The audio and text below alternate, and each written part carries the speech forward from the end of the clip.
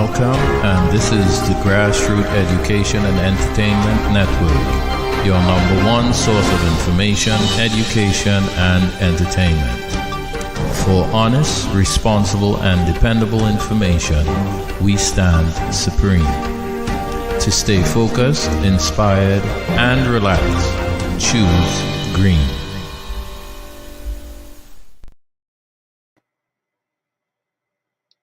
Ekabo, and welcome to the Ifa Orisa discussion show. And today we are going to discuss a little bit about Carnival and the Yoruba influence on Carnival. All right, I would like to begin the program by apologizing that the regular host of the show, isn't here this afternoon. And for technical reasons, he may not be able to be on today. But I would like to open and then go into the history of Carnival and the influence of Carnival by the Ifa Orisa community of Trinidad and Tobago, but what would have been then called just the Orisa community. So I'm going to offer this Iba.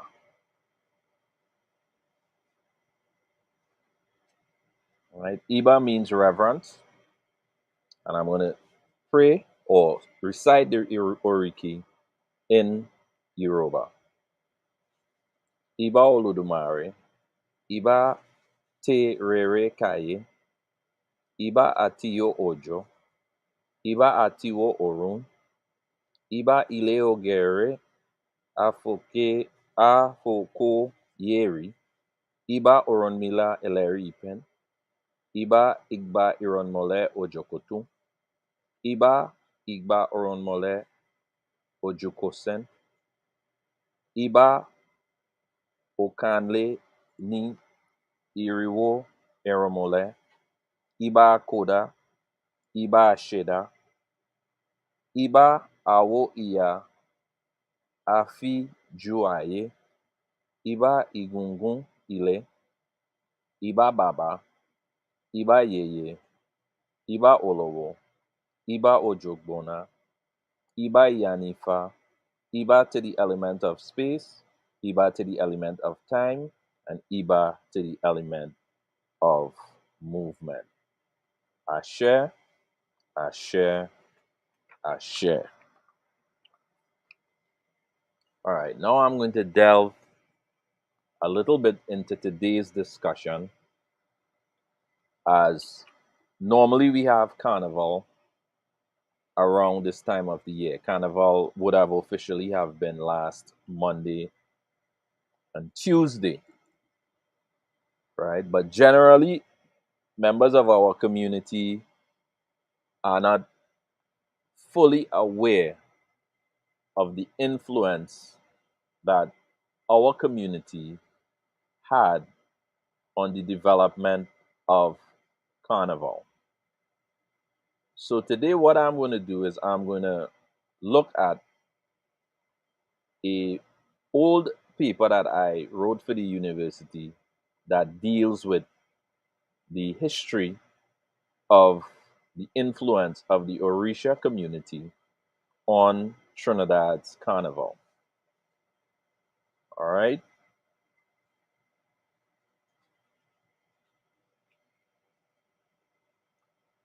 There are many cultural practices which can be traced back to Africa, some of which have evolved into indigenous forms such as Carnival, Calypso, and steel pan. The drum is the iconic African-derived musical instrument. The shapes and constructions of the drum, the way they are made, are West African in nature. All right. Now, before there was the steel drum, there was the regular drum that was made of the membranes of animals or the skins of animals, right? And the steel drum that we know is in fact a step, a creative step away from the regular African drums. So we're going to go a little bit into the history so we can see how the drum evolved into what we know today as the steel drum. Now, some of us may know that the colonial authorities were very, very harsh and they placed a ban on the playing of African drums in Trinidad and Tobago. As a result of that ban, the Africans who normally would celebrate their festivals and what now we still call prayers, right? They would use the drums as the means of accompaniment for the singing of songs, right? Or orans. As a result of the ban, these activities would deprive the opportunity of having this rhythmic accompaniment of the steel drums. Now, as a result of that, the innovativity of the Africans who maintained their celebrations used what was available to them. And as a result of this, what was created was what we know today as the tambu bamboo. All right?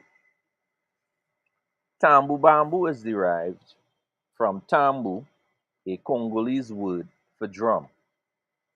The bottle and spoon and steel percussion from cowbells, iron wheels, and steel drums produce tones that are West African. All right, now basically, beside the tambu bamboo, as was just mentioned, with the cowbells, the iron wheels, and garbage cans, right? In some cases, these were not only garbage cans in that sense, but sometimes it would have included tins that were used to house biscuits and other food products that were stored in large cans. These were used on the streets for the purpose of adding the rhythmic element to the dances and the celebrations and the festivity. All right? Stick fighting, right? Or the using what we call the bois is a dance like martial art with roots in the Congo and Angola. All right, this is something that occurred in most of the countrysides throughout Trinidad. And up till this very day, you still have these type of practices in some of the rural areas like Moruga, right? Now, Kambule is something that we often hear about because normally at the commencement of each carnival, what we have is something called the Kambule reenactment, right? Kambule is a Congo word meaning a parade or a procession, usually accompanied by call and response, singing, and percussion, right? I've also came across another definition of canis brulee, and that interpretation said it would have meant the burning of Cain, right? So even some of these words and some of the terms that we use in relation to the history of what occurred during Carnival, some of these terms are not very clear, and from various sources, you would have came up with different explanation.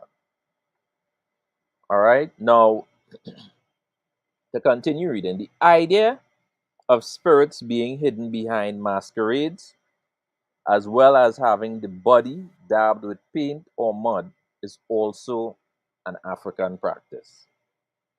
All right. The source from which most of this information was taken was from Dr. Maureen Warner Lewis in one of her books that is called Guinea's Other Son. right, which is the African dynamics in Trinidad culture. This was available through the UE Press, and it was published in 2015. All right, so for persons who wanting to verify the information or to check for themselves, do research, or just to get the facts down, the name of the book is Guinea's Other Son. All right, available through the UE Press. All right, on the contrary, though it be for the intention of comedy and portraying Trinidad's mysticism and its associated stigma, few calypsos may have incited further discrimination of African-based religiosity. Michel Loban writes, in the past there were negative ideas about the supernatural, which through an association with obeah and witchcraft was ridiculed in humorous calypsos. Well, I'm sure a lot of the elders would be familiar with a lot of the songs that used to be sung where they would talk about obeah, and it would always be some sort of a humorous type of underlying kind of tone. Right now, Sparrow, or the Slinger Francisco, in his rendition of Obeah Wedding in 1966, created a plot of an adamant admirer of his pursuing extreme measures to marry him, which includes visiting the Obeah man regularly to assist in achieving the client's desire. Caldwell Taylor indicates that this song brought negative attention to Papa Niza, who was a prominent Orisha leader at the time due to his name being mentioned, though boasted in the song, further degenerating the function of Orisha leaders. The music industry serves as a counter critique used as a medium to address and attack social ills. Now, I'm going to move from reading a little bit.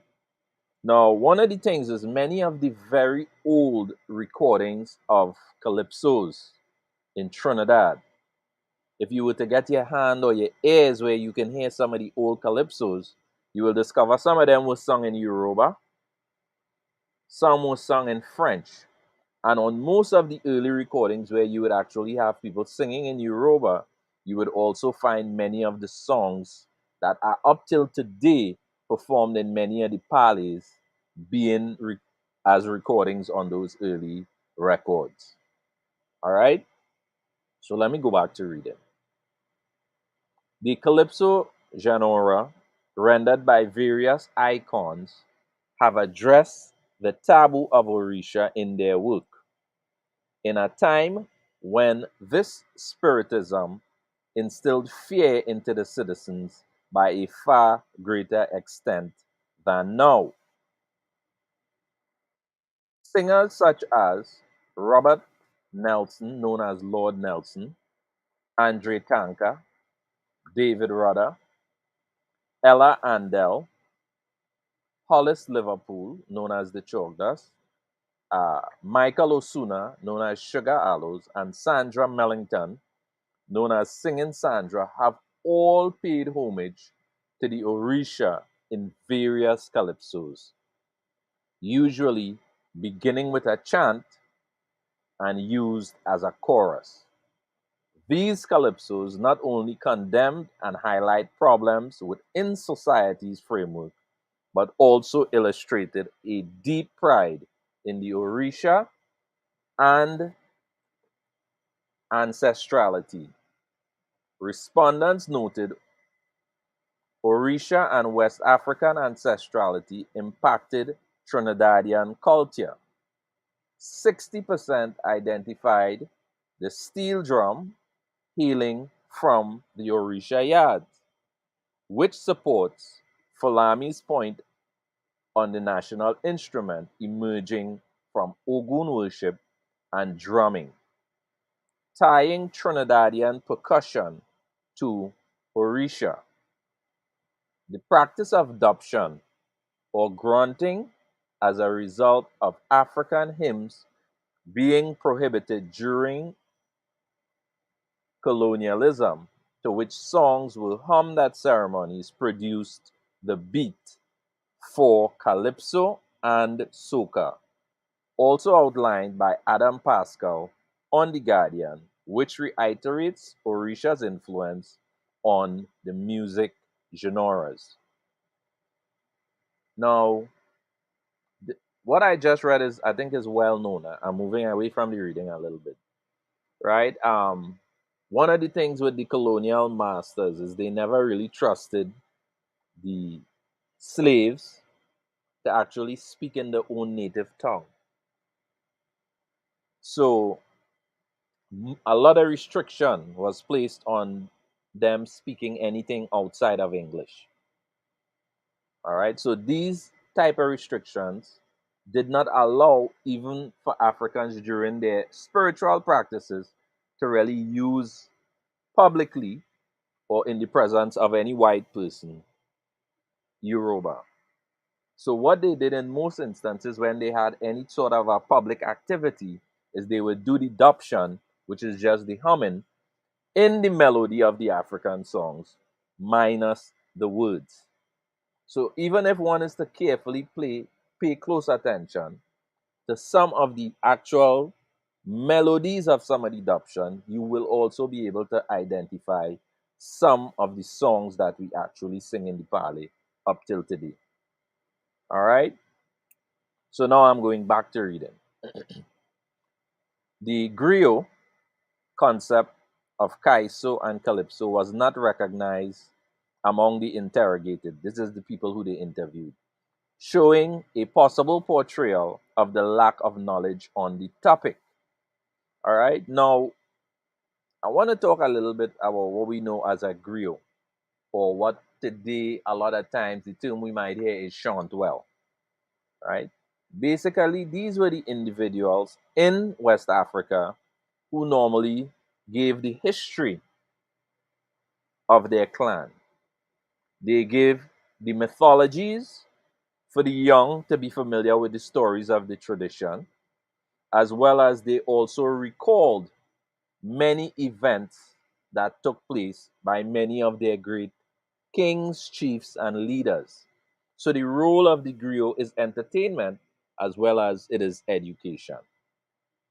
All right, so now I'm going back to reading. Calypso, like folklore, sprouted from orality. With the lack of written literature in West Africa before the European invasion, traditions were transmitted to the younger generations by the griot through conversations, dance, and song, which I just mentioned. Now, this piece of information was taken from Hale 250. All right, that would be the page on the document that was written by the author, Hale. All right. In this way, the Orisha spirituality propagated along with morbid mysticism of ghoulish characters hailing from Africa and converged with European law. This is also something very important to understand. Because of the history of Trinidad, we would know that there were people of varying cultures here. Beside the white man, we had Africans, we had Indians, we had Syrians, we had all sorts of different races of people. So you would have had some measure of influence and some measure of adjustments being made to a lot of the folk tales, myths, and legends that are known in Trinidad. All right, so I'm going back now to read it. Legends such as Brianansi, Maman Dilu, Papa Bois, along with numerous other figures, all seem to have derived from West African Spiritism. This is written in a document by an author by the name of Besson, all right, inclusive of Orisha. Apart from storytelling, the griot brought into context creolized chantwells who sang during fieldwork and slave celebrations, extending their role to criticizing colonizers and addressing issues of religion, sex, hefty labor, obscene entertainment, all of which began as kaiso during the time. Griots were generally male or female storytellers. All right. Bria Nancy, the sly spider, taught in infant books up till today. We still have infant books that carry the name and stories of Anansi. We have Mama Dilu and Mama Dilo, which was half snake and half woman, who was protectress of the rivers and consort of Papa Bois. Papa Bois, who we all know is the guardian of the forest. All right. Now, Thomas spoke of this. This is another author, right? He spoke of the music genres, but I'm going to read now. I'm going to continue reading. Such a music genre became permissible during carnival celebrations, which enraptured wild mythical masquerade representations balancing through the street. All right. I just want to go back up a little bit. Um, I mentioned here about the function of the chantwell. All right. You would have had work music, which was being sung while the cane was being cut, one form of music. You would have the same chantwell singing at the festivals. And then in the evening, after the workers would come out of the field, take the little baths, whatever, and then they would assemble before it was time for them to go to sleep. Normally, what would happen in the evening, you would have two type of entertainment taking place. You would have them singing songs that were very critical of their masters, and a lot of these songs were very what we call very rude songs. Some of them may have included double entendre, meaning that they sing on one topic, but in essence is something else they're making reference to. Up to today, that's still a popular practice in calypso, right? They would always complain about the conditions of work and all that stuff during the course of the evening. Another feature that they would include in the evening entertainment would be they participate in something called picong, where they would actually make fun of each other. So if you were to have more than one chantwell in a space, they would actually compete against each other, each one making humorous comments about the other. So for people who have been exposed to what we call extempo, that particular style that we call extempo came specifically from that evening entertainment. All right. So I would now kind of conclude because I'm almost finished with this reading.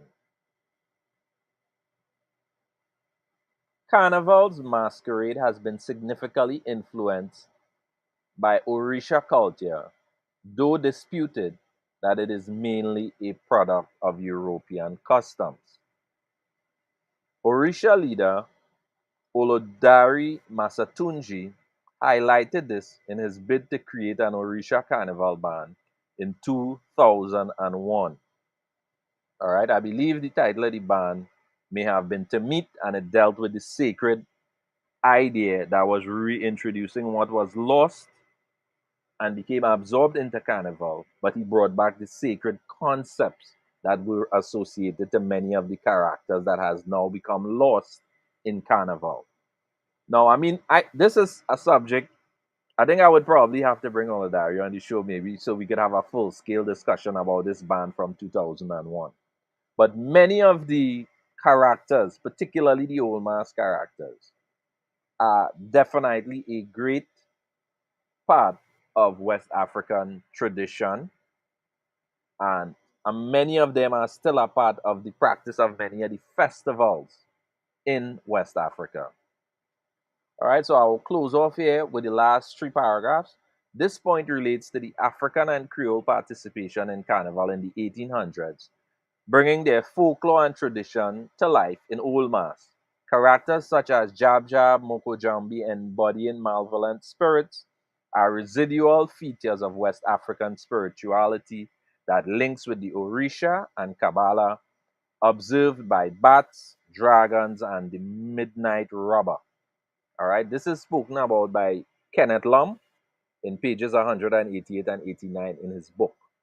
All right, in conclusion, for the most part, a chronological timeline has been constructed to reveal the evolution of the Orisha faith in Trinidad, beginning in Africa to the Caribbean, and its mingling with other religions and forms of discrimination it encountered, and its indelibly etched footprint within the various Trinidadian cultural art forms, all of which exudes the unbounded dynamism of this creolized spiritual practice.